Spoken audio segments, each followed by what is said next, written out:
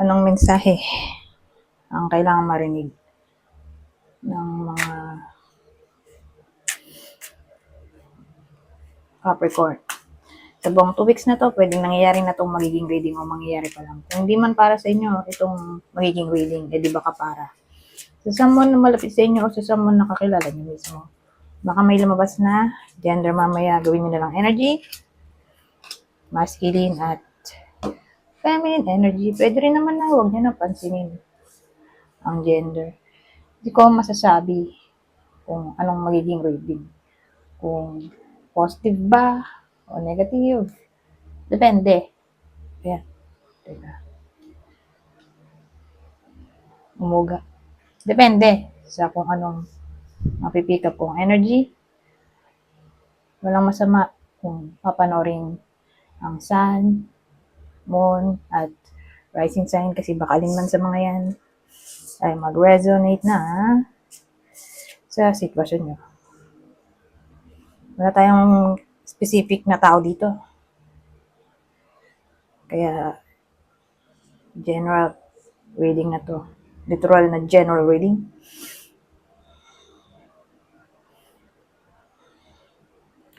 So, 9 of Wands, 6 of Fire or Wands. The Wheel of Fortune. Ano to? The Fool.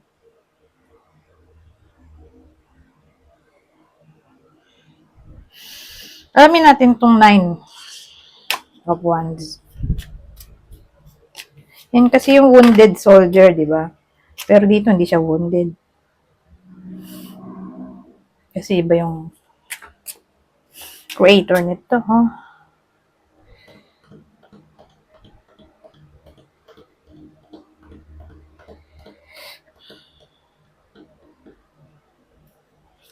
So, maganda nga kung clarify na lang natin. Oh,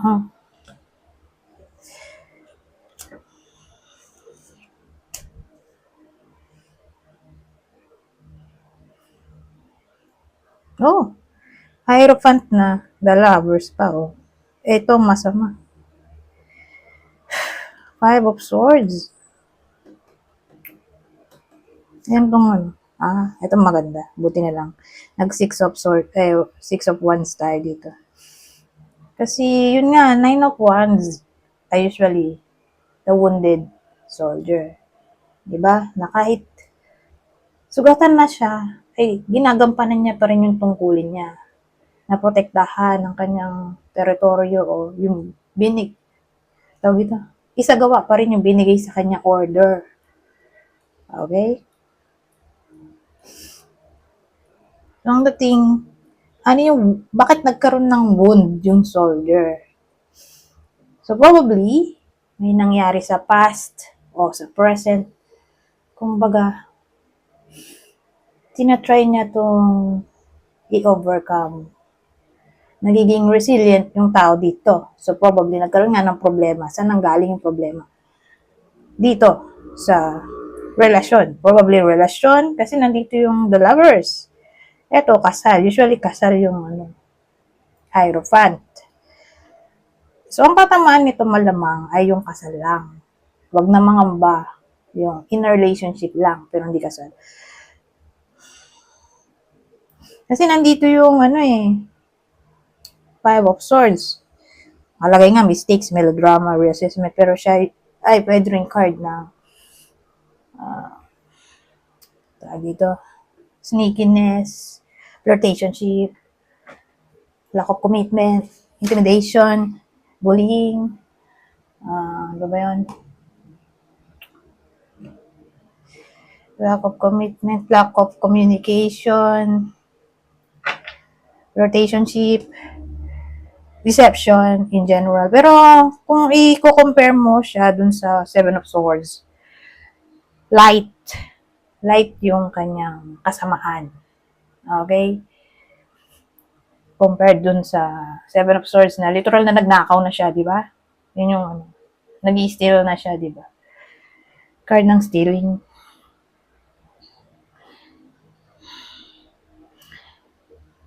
So, ang dating nangyari na to sa past, ito na yung dinadamdam ng iba sa inyo. At ang problem ay flirtationship. May someone na flirt, nahuli nag-flirt. Nasa process pa lang siya ng cheating. Hindi pa siya literal na cheating. Hindi, papunta na doon. So, whether nangyayari na to o mangyayari pa lang. Pero yun nga, nahuli dito. Nahuli. Okay? O mahuhuli pa lang. Sa ganun. Pero ang maganda nga, nandito tong Six of Wands. Siya yung card ng victory, success, di ba?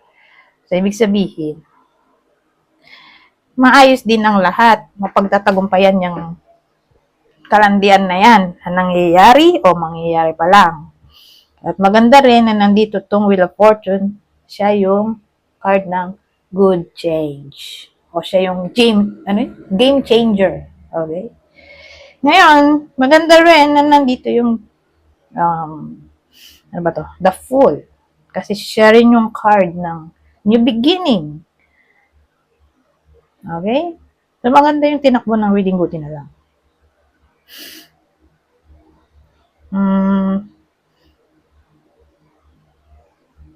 Ito na ang clue natin. Whether nangyayari na to, mangyayari pa lang, ha? Pero kung nangyayari na to, maganda nga na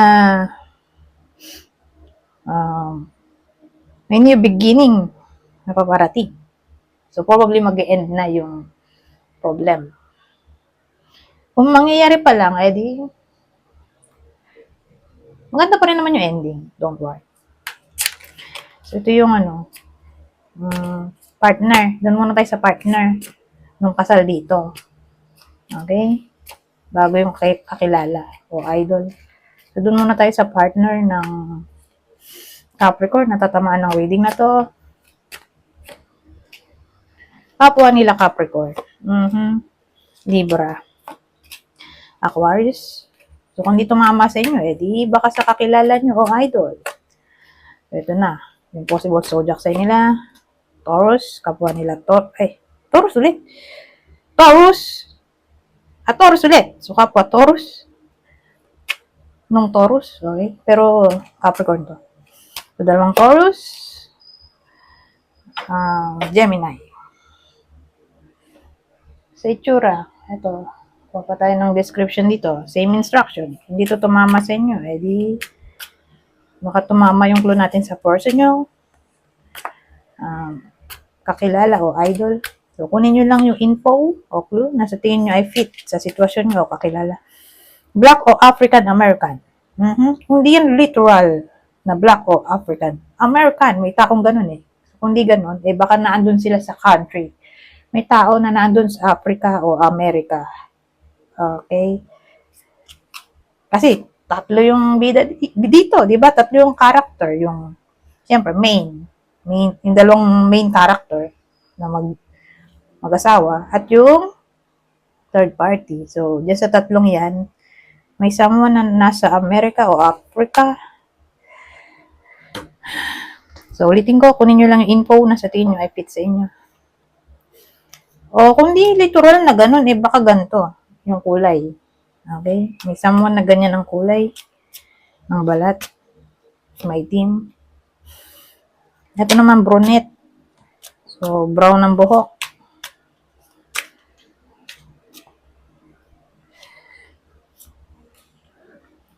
Ngayon, European na. Oh. So, kung di yan America o Africa, Europe. May someone na nasa Europe. At ito nga, unhealthy habits. May bisyo to. So, sasama na dyan yung sumasamang bisyo yung pag-cheat, di ba? So, pangkalatang bad habits na to. So, probably, yung may bad habit ay yung nag-cheat, di ba? So, ewan ko lang din. Baka yung iba ay may mga bisyo-bisyo. Bukod dun sa nag-cheat, who knows kung sino pa yung nagbibisyo-bisyo. Anyways, ito. Punta tayo dito. Tago ko lang itong mga ginamit kong deck at masikip.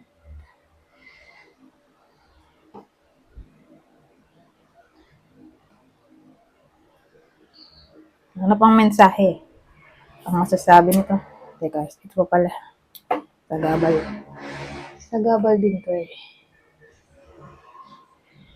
So, dito naman tayo. Ano pang masasabi nito? Sabi, conversation. Male person. So, ibig sabihin, lalaki. Lalaki ang bida natin. Okay? Whether lalaki yung nanonood o ito yung person nyo. O anyone na malapit sa inyo, basta lalaki. Ha? So, anong meron dyan?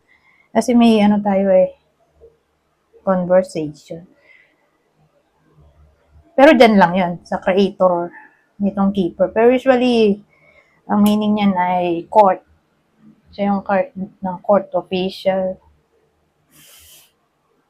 Marami kasi meaning. Meron pa judication, legal matters.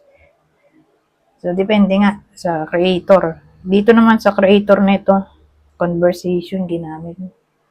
Pero ito ay card ng law. Pag nakita ko yan, para siyang Supreme Court. Yung body niya yung Supreme Court na siya yung tagahatol. Yun yung card ng decision making o pag-judge, verdict. Ano mayroon dyan?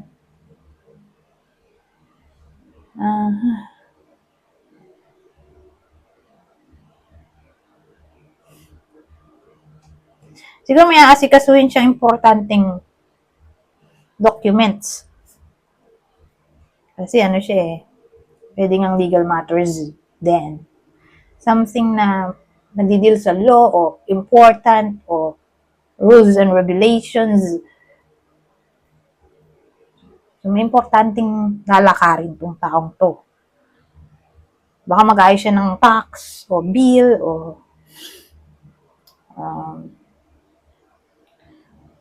ano pa bang pwedeng lakarin? Legal or official documents o anything na may kinalaman sa BIR siguro. O baka siyempre mga duty na kailangang babayarin ng company kung may company o mga responsibilidad na lang siguro, in short. Mga kailangang ayusin na responsibilidad. Sa 2 weeks na ito, may busy siya. Magiging busy.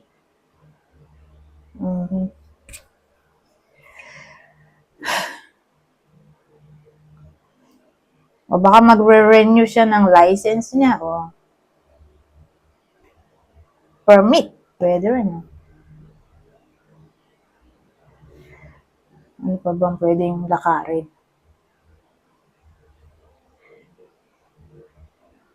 Baka ano siya, nag-apply. Siyempre, ayos ka ng mga requirements, di ba?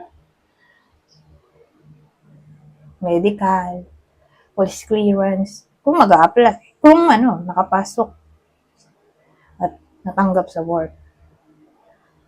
Baka yun na yung important matters na aasikasuhin niya.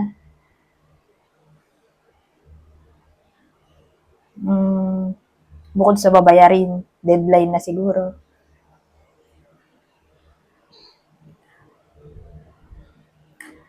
O baka may hindi siya nabayaran, nakalimutan niya magbayad at babayaran na niya ngayon. So, depende, case-to-case basis.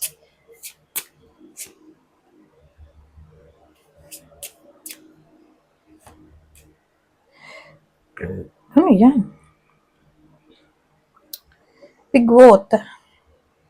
Teptang dol. Ang ganda sana kung nagbaliktad na lang sila. Ito kasi alam ko pwede rin siyang wish, hope. Ito literal na theft. Diba, magnanakaw yan. Ninakaw. Nawala. Ito yung card ng ninakaw o nawala. O inabandon na. Ako ba nabasa? Parang traveling din to. Kasi meron siyang barko.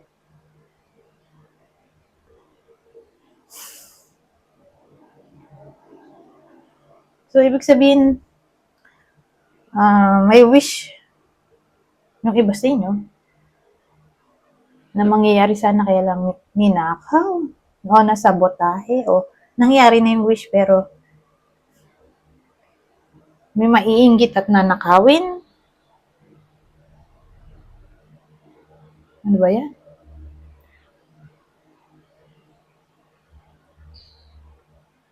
Pero ibang case, kung ito ay traveling, mag-ingat sa scam.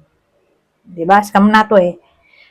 Migration kuno, immigration, work abroad daw kuno, bayad na ng mga kung ano-anong pera, tapos ang ending, scam pala. Ayan yun. Kung i-combine natin. O sabihin natin, may binayaran online na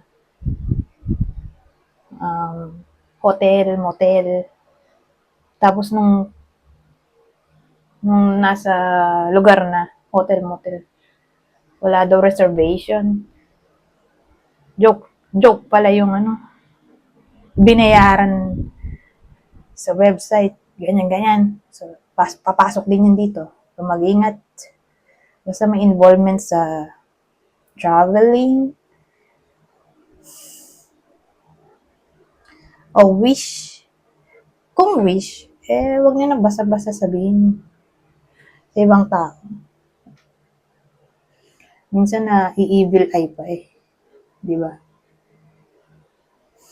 Yung dream, wish, wag na sabihin. Kasi may ibang tao nga na hindi mo akalain. May lim na inggit o sila pa rin sasabotahe na pinagkatiwalaan nyo pa man din. So, may ganyang tao.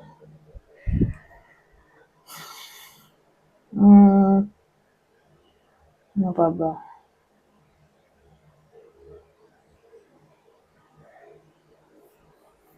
Wala may sige. So, mag-ingat na lang.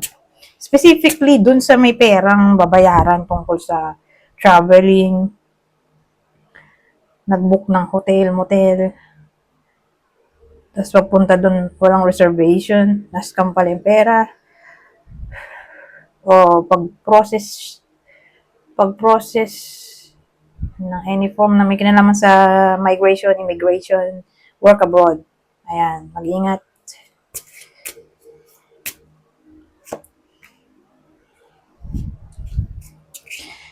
Saka sasama din dito yung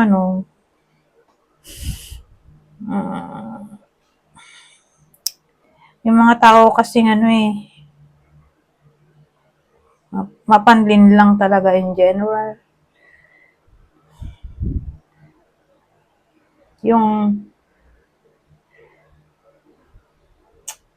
paano ba sabihin to? Nagbayad para sa ganito, pangtanggal daw ng curse, kuno-kuno. Tapos nabudol sila. Sabi, may curse daw si ganito ganyan, tapos tatanggalin daw nila. So, kaya daw minamalas si may curse, huwag kayo magpapaniwala sa mga ganon. Lalo na sa 2 weeks na to, at ito yung period na tatamaan ng reading na to. Okay? Kung may lalapit sa inyo may message na, yun nga daw, may involvement sa spirituality, o witchcraft, o any form ng divination na nire-require kayo ng malaking amount of money na dagdag sa unang charge. Mag-isip-isip na kayo. Okay? Mga budol na yan. Dapat one-time payment lang.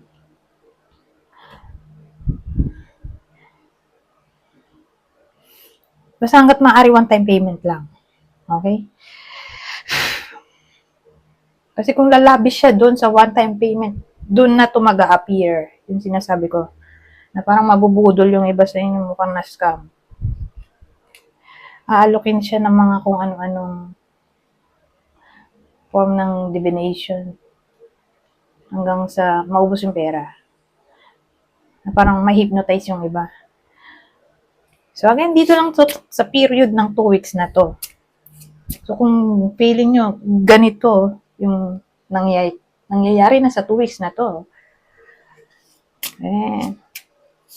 mag-stop na kayo. Kasi baka sa inyo na nga to tumatama tong reading. Lalo't may kinalaman dun sa traveling, wish, hope, ano yun? Traveling, wish, hope, fantasy, ay, kalimutan ko na. Spirituality. Okay? Hindi naman sa spirituality na mangi-scam.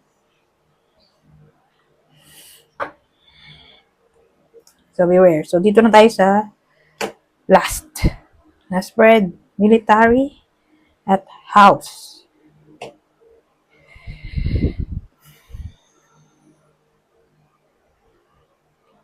Ang dating sa akin,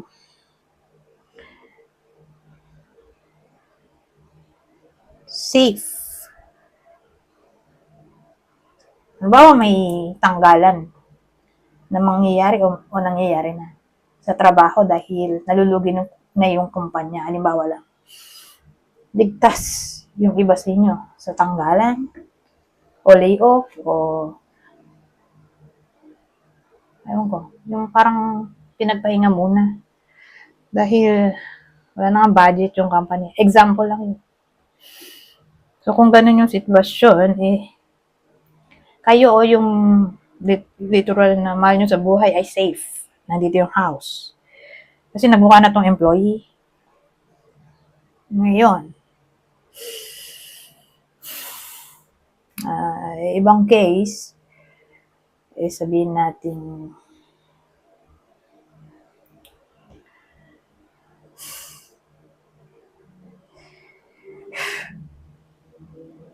sumusunod naman sa rules and regulations dito dahil nandito tong military soldier, saan sabihin ko? Military person?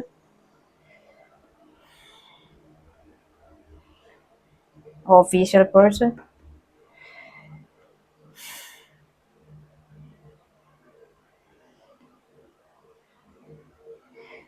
Ang tinutukoy ko ay discipline. Kasi ito ay soldier. Military person ay soldier din. Okay?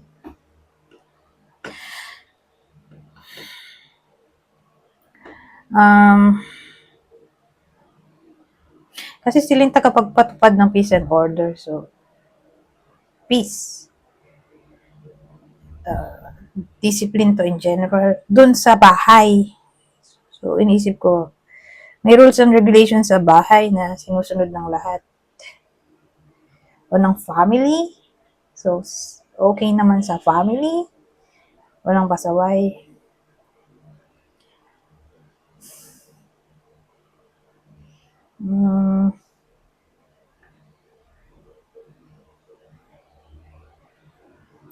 Ano ba to?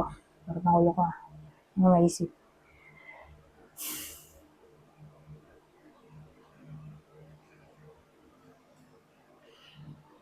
O makakabayad pa rin ng renta. Kung nangangamba, makakabayad ba ng renta? Oo. Ang dating sa 2 weeks na to, kung may magbabayad. Renta sa bahay, renta sa business location. Di ba yung mga renta-renta?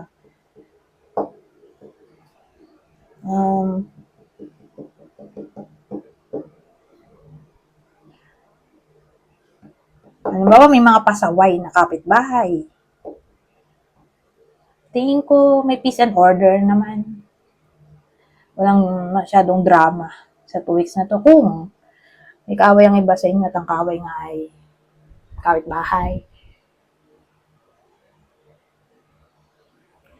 Ngayon, o compound sila. Ganon. Nasa compound sila. At puno ng drama doon. So, sa 2 weeks na to, may peace. O wala masyadong drama. Don't worry. So, basahin ko na lang tong part na to. Kunin nyo lang yung info na sa tingin nyo ay fit sa inyo. General advice na to for the whole 2 weeks. Divine timing. As serendipitous event. Bonding or bonding. As you get to know each other, you discover many things in common. Perfect match. You complete each other in the most harmonious way. Anyways, hanggang dito na lang. Goodbye. For now.